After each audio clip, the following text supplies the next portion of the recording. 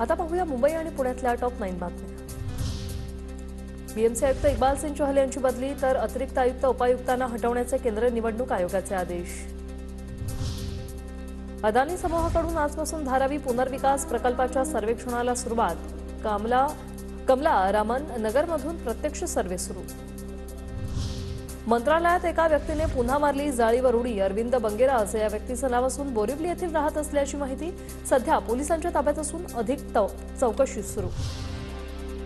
मुंबईतील 6 किलोमीटरचे रस्ते सिमेंट कॉन्क्रीटचे होणार। MMRDA कडून निविदा जारी। हजारो कोटी रुपयांच्या 160 हून अधिक निविदा।